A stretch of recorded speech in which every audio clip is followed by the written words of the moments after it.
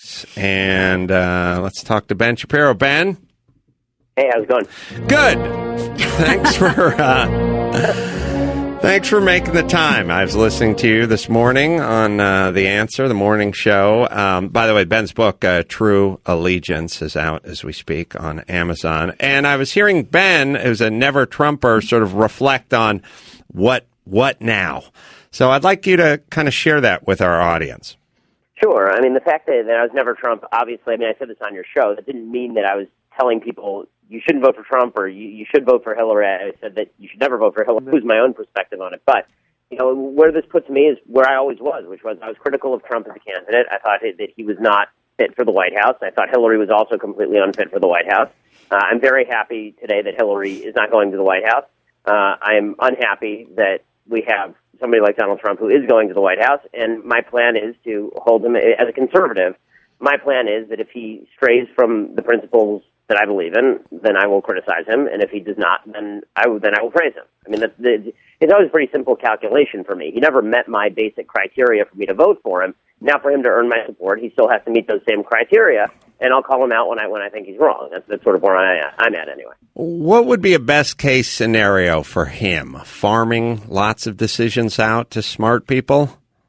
Yeah, I think that's probably right. I mean, if he delegates out to some of the people he's talking about appointing, he's talking about Rudy Giuliani as Attorney General and Newt Gingrich as Secretary of State, that would be, that'd be good. I think that if he forges a good working alliance with Mitch McConnell in the Senate and Paul Ryan in the House, then that would obviously be effective. It all depends on whether the office can make more of him. I think that the big question here for me has always been Donald Trump's character. Can I trust him? Is he somebody who lies routinely? Does he even know what he's doing? But it's possible. I mean, it is possible. It's unlikely in my view, but possible that Donald Trump walks into the Oval Office, looks around, and goes, "My God, I'm actually the president of the United States. Now I actually need to be a decent president. I actually need to be a good man. This isn't just some other place for me to plant my flag and start bragging about my Trumpiness." And if it does that, then I think that you could end up with an effective presidency because he is the president. He does have, again, it's astonishing. He has a majority in the House and the Senate. He really doesn't have an excuse for not at least keeping to his campaign promises at the very least. Some of this will be dependent on events, too. I mean, let's say that Janet Yellen over at the Fed raises interest rates and the economy tanks, and then Donald Trump in response decides to start a trade war, which is something he's talked about before. That would actually be devastating for his presidency. So a lot of unknowns. He hasn't done anything yet, so I'm not going to criticize him on stuff he hasn't done yet. All I'll say is that his character in the general election and the primary makes me skeptical of a steady hand at the tiller. But he proved me wrong about this election. I had it wrong in the primaries. I had it wrong in the general. My election call was wrong. If he can prove me wrong once again, there will be no one happier on planet Earth than I. What do you think happened the other night in the election? I mean, do you think it was a lot of that Bradley effect that everyone's kind of spoken about, like a lot of people saying one thing and doing something else, or were people at a saturation point? I personally feel that the nation just sort of went, we're tired of all the PC, whatever. I want to do, I think I want to do anything that blows up the system. I think that all the arguments that the left had been using about, you're a racist, sexist, bigot, homophobe, after they used it all on Romney, and everybody went, wait a second, hold on, we just don't trust you people anymore. There was an exit poll that showed that 76% of Americans thought that the media is more interested in making money than in telling the truth. Well, if you believe that, then every attack on Donald Trump is going to fail. But here's the reality, and this is the more conventional story that nobody actually wants to tell today because everybody is so enamored of the narrative of God King Trump sweeping in with his vast movement.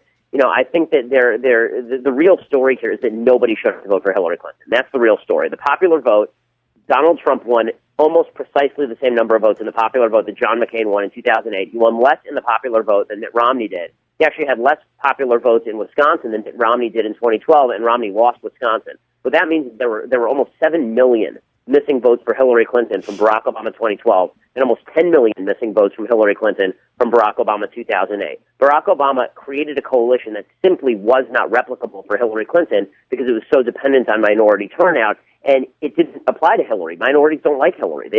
She doesn't have the same draw that he does.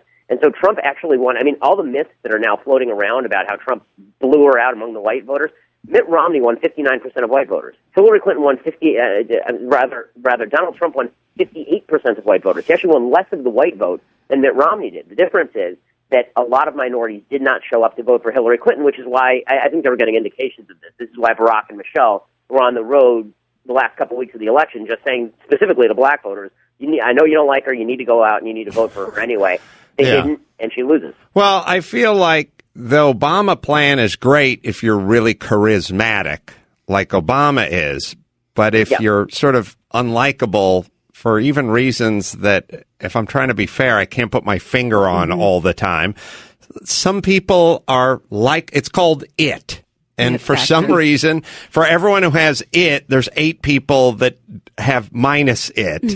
And if you're that person, if you just feel like the smile is forced and you're a little bit uncomfortable and your dancing's just one step off, then you don't get to go out and run on that charisma platform. I think that, I think the it election was to be a little more specific. I think the it election, the one where it was like, this guy has it, that was 2008, right? That's the one where he just blows out McCain by 7 points in the popular vote, and it's a huge landslide. 2012 is the durable Obama coalition. That's the one where the people who love Obama vote for Obama, and there isn't a real swing toward Obama. Independent voters swing toward Romney. That was the people that really was Obama's base. That was Obama's core, and they showed up, and it was enough for him.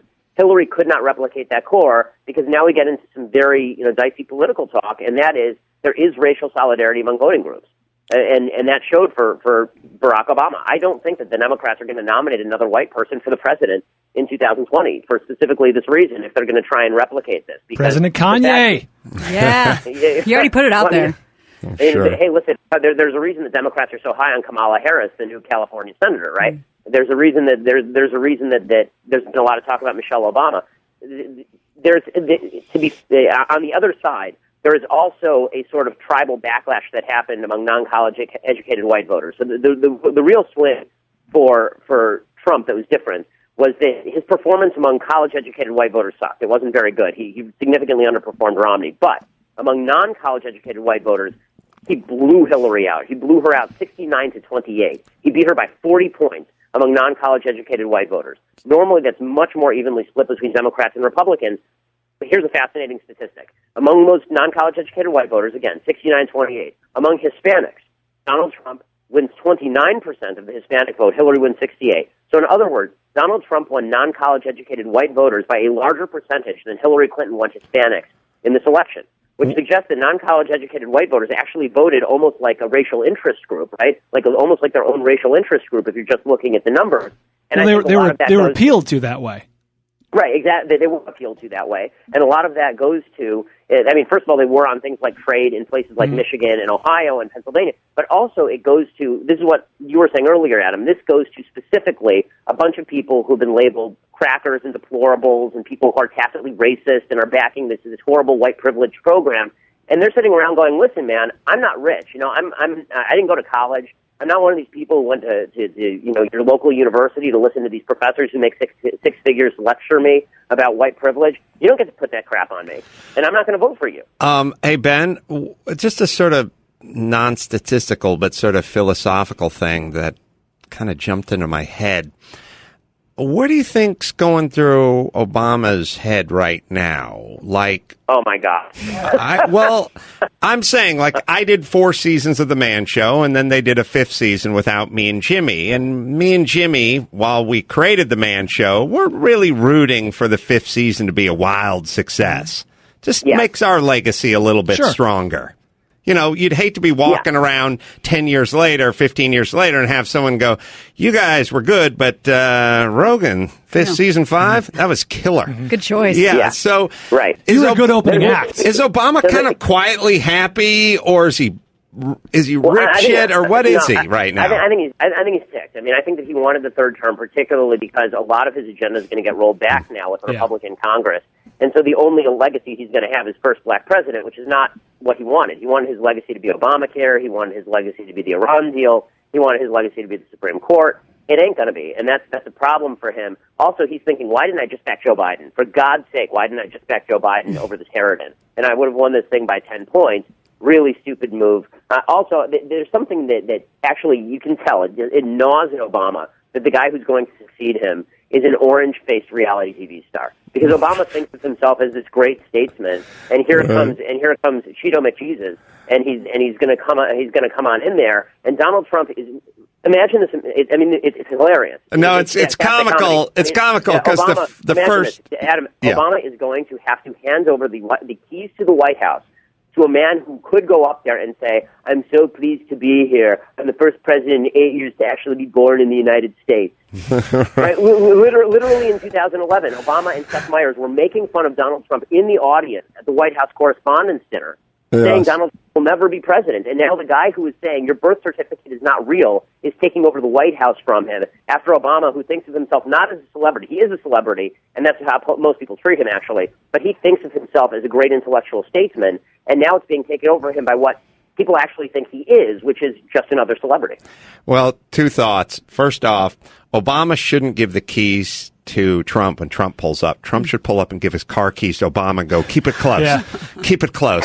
And then do that move where he shakes his hand where there's a 20 folded up in it. Yeah. Keep it close. For the trouble. And he walks in. I mean, the good news for you is that Donald Trump might do that just because he doesn't recognize Obama. That would be funny. But it is funny or ironic or something that we have the first African-American president, and he's going to be replaced by essentially 5 white guys in the body of one white dude. The ultra white, yeah, the new Marvel superhero, ultra white man. Yes, it's almost like the Klan cooked it up. That went, look, we can never erase this 8 years, but we can certainly dump some kitty litter on by having the biggest, whitest man on the planet be the next guy in there. All right, Ben. For pure comedic effect, I got to say, I thought this election started off as a tragedy, and then it turned into a comedy, and now.